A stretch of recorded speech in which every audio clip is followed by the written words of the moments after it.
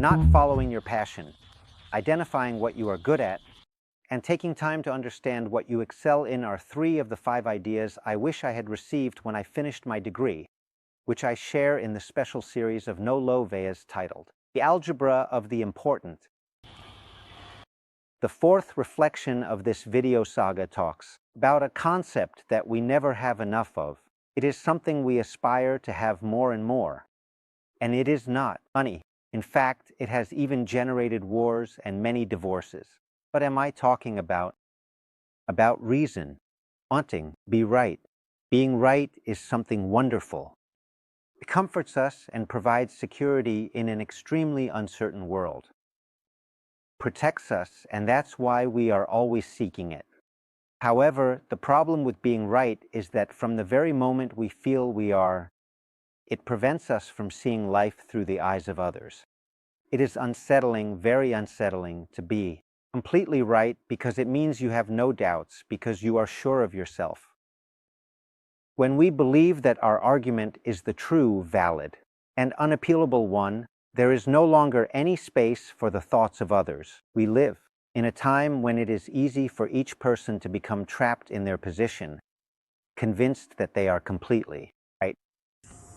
Putting oneself in someone else's shoes, sympathizing with someone who thinks differently, is becoming increasingly unacceptable. It is even perceived as a symbol of weakness. On Twitter, for example, no one doubts. Have you noticed? People connect to spread their own reasoning without listening to anyone else. And at dinners with our other bipedal friends, no one changes their mind. We all think we are right, and if we are not, we want to be.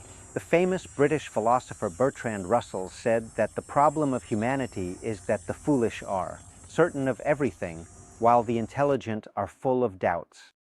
So in a world where no one doubts and everyone claims to be right, do not want to be right. Avoid certainties, of what you believe to be certain. Ignore certainty and ask yourselves difficult questions. Doubt and listen to the different.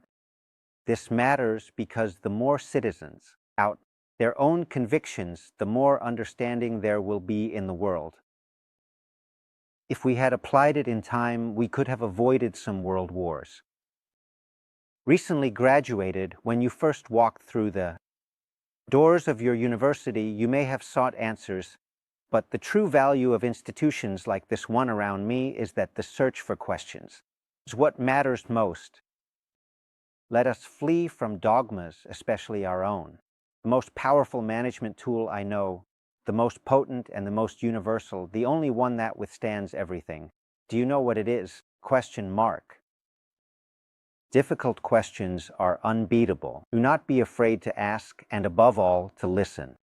Sweden is a country that I have always liked very much. Its architecture, its landscapes, its legends, and its language. And I don't say this to play dumb, but rather because they have a term that captures the idea I am trying to convey. 𝘋𝘰𝘯𝘓𝘵. 𝘋𝘰𝘯𝘓 is used to define that person who knows how to listen actively.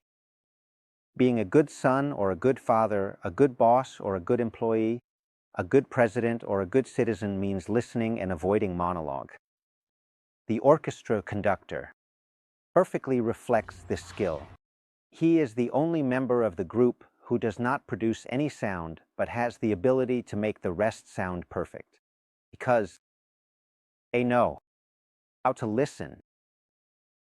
Those who are wise know how to listen.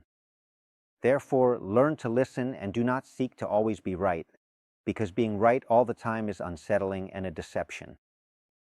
Speaking of deceptions, I have an article published in a really cool magazine related to the place I am in about how to avoid being deceived by digital transformation. Beat it. If you want to know what to do. More ideas in the next Don't Watch It.